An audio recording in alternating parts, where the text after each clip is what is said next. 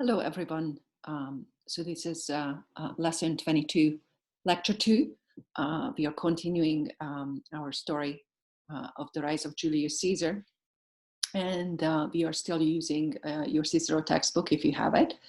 And the handout CL 32222 Caesar, Julius Caesar. Okay, here we go. So we left the story of around the year 61 BCE, when Caesar was in Spain as procurator, and Pompey celebrated his third triumph from his return from the East, bringing with him incredible amounts of wealth and money and goods, as well as new income for Rome due to his establishment of new provinces. However, they both had things they wanted. Pompey wanted a settlement for his veterans, and Caesar was really hoping for a nice, new, fancy military command. And the two of them could have again fought this out, but they didn't. And in fact, if you do have the reader, you can open it up to page 80. And I sort of cut and pasted the most important section here for you.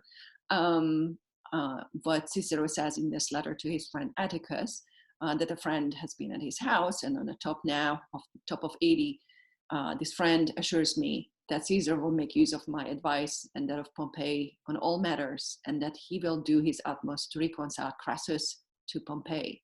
The consequences are as follows: close association with Pompey, with Caesar too, if I want it, reconciliation with my enemies, peace with the masses, and security in old age. I do not think I can hesitate. I must abide by what I have always held best. One omen is best, to fight for the fatherland. So two pieces stand out here. One is that Caesar has a goal here, which is to reconcile two people, and that is, the bottom commentary clarifies this a little bit. Those two people are Crassus. Crassus is an incredibly rich Roman aristocrat and senator, and who we already encountered earlier, and Pompey, who again just returned from the East. And Cicero in this letter kind of sounds like they want him also to be their associate. The second thing that stands out is that Cicero ends with this little quote, one omen is best, to fight for the fatherland. And if you have a chance to look at the commentary on the bottom of the page, you can see that this is actually a quotation from Homer's Iliad, book 12. And it was said there by a Trojan hero by the name of Hector, who is one of the big Trojan leaders. And I think this is just a fascinating aspect of these men, and I think it's just fun to observe it, is that of course they're all fluent not only in Latin, well, that's their native tongue, they better, but they are also fluent in ancient Greek, and this is the kind of way they talk. But in the moment when somebody makes such a quote, and this would be the moment for me to insert some kind of incredibly cool quotation from a famous rapper right now or something like that, that of course it evokes a lot. It doesn't just evoke the line itself, but also who that rapper would be, how that person is seen. So in this case, it evokes all this connection of the Romans to the Trojans, and we talked about this in the very first class, how the Romans sort of had this double foundation legend. One is that they are from, of course, descendants of Romulus. Hello, that's why they are called Romans. But they are also descendants via Aeneas of the Trojans. And I think it's just this connection to the fatherland, the fantasy fatherland of Troy, but of course the fatherland of Rome itself is a big keyword for the Romans.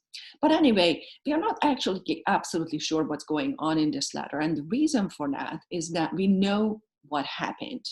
What happened was, on this slide, is the mistakenly so-called first triumvirate. Now, that's an odd thing to give as a title, so let's just piece it together. So here, first of all, on the top, you can see that this word triumvirate, if we cut it into parts, we would actually cut it right here. The first part being triumph, the second part virate. Where triumph means three, hello, three pictures, and virate mean vir, just the vir part of that in Latin means men. And so we have a three-man group. That's what triumvirate stands for. And this particular arrangement from the year 60 BCE, in fact, went down in history, or is often taught as the first triumvirate. There will be a second one, no more after that, I promise.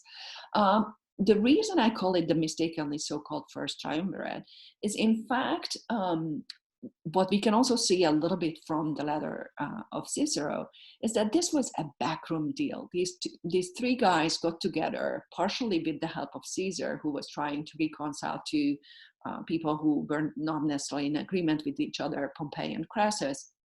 And he reconciles these men, and they essentially make a private arrangement. Okay, this is nothing on paper, this is something they are doing sort of unofficially, secret handshake in the back of the room, where you and I are not invited.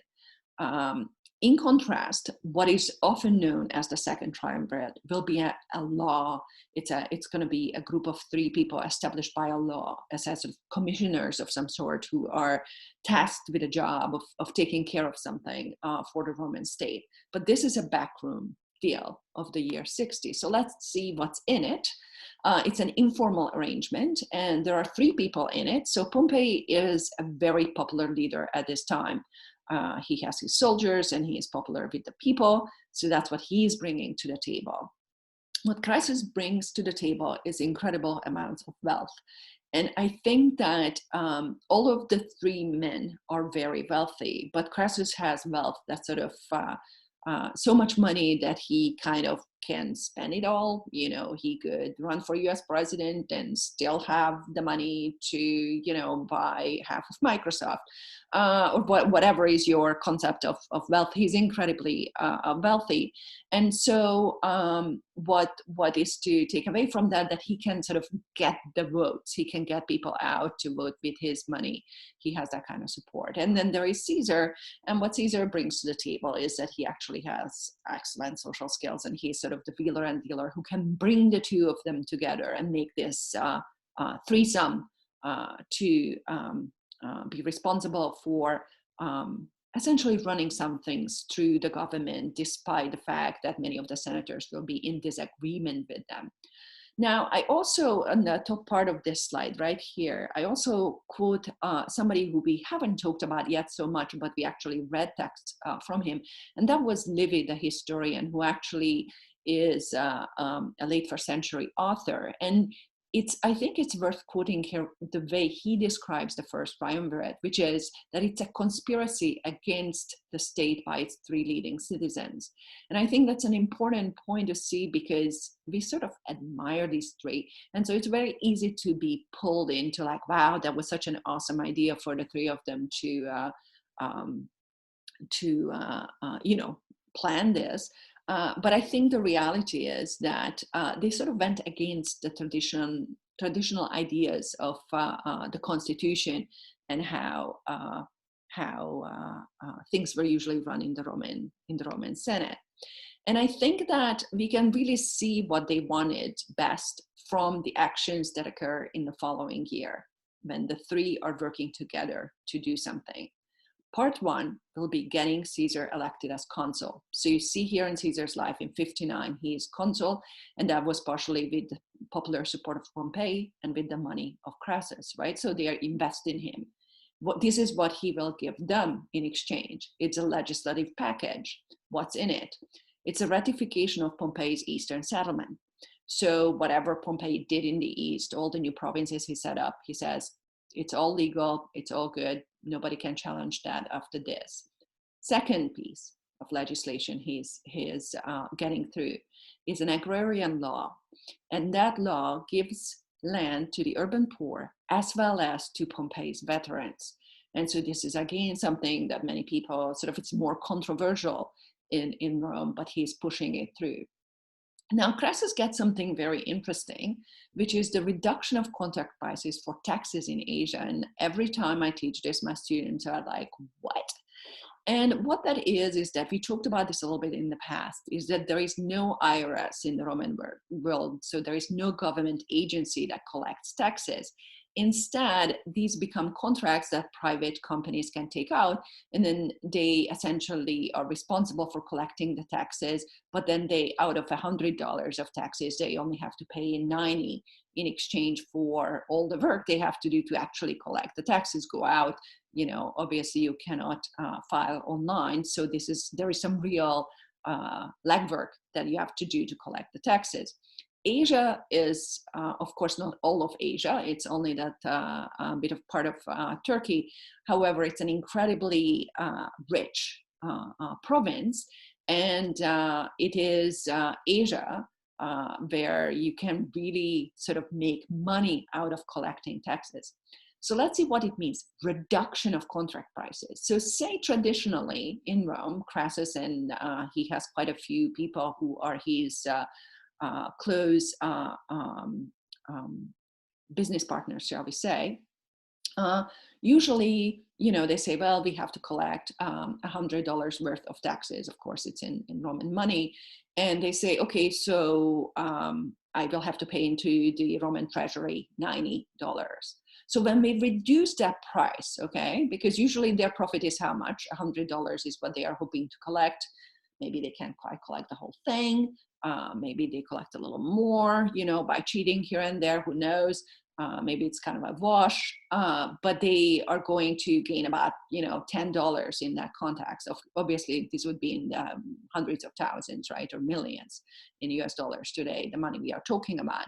But so let's see if we reduce that price. So if they only have to pay, say, 85, now they are making $15 on every $100 that they are collecting. So that's like a huge win for exactly the same amount of work. So what Crassus does here is he's essentially getting his money back. So I don't know exactly what he spent on Caesar's election, but he's getting his money back because he is having this very special business arrangement with the Roman government. Last but not least, let's see what Caesar gets. Caesar gets a special command. He has been wanting to get that big command where he can go out and conquer someone, and that place ends up being Gaul. So that is modern day France, which at this point is not part of Rome. A little bit, there's a part of northern Italy that's referenced as Gaul in this period, but what is largely France and further to the north is not part of the Roman Empire at this point. So that's where he is going for a while, originally for 5 years, and then that's going to be extended. So in fact, he will be gone for almost 8 years in Gaul, conquering and reaching that success that he was hoping for. So I think it's one other thing that I want to mention before we finish this part of the lesson is something in the reader on page 84, which is another letter of Cicero to Atticus. And this talks a little bit about that year of 59 when Caesar is consul and is making all these arrangements. And so on the top of the page 84, this is how it begins. Bibulus is in the clouds. So Bibulus is actually the other consul. Remember, there is another consul. So what is the other consul doing? Is he just like rubber stamping on Caesar? Well, when Cicero says he is in the clouds, what he means by that in a commentary gives you this also, is that because he was unable to put up sufficiently strong resistance to Caesar's proposition, he went back home essentially and kept looking up in the sky and counting the birds and saying, every single day is a bad day from a religious perspective for legislation, except nobody cared. So when Bibulus is in the clouds means essentially he's not even going out in the streets anymore, and he has given up his part of the consulship of trying anything to get through that was against Caesar's wishes. And it's also interesting to notice that how Cicero in this passage describes Pompey in the next sentence when he says, Pompey, my hero, has brought about his own ruin. essentially the idea is that all of a sudden, of course, there were quite a few people when this whole legislative package passed who realized that Pompey sort of was part of a deal. And so he wasn't very popular. He lost some of that earlier popularity. And in the next paragraph, we get a little description that talks about how in the popular theater, people were sort of hissing and criticizing him. So when he was out in public, people booed him essentially. And I think it's just an interesting moment in time for them to be out there in the public. And it really gives us a picture of how unpopular this mistakenly so-called first triumvirate was. This is where we pick up the story next in lecture 3. Thank you.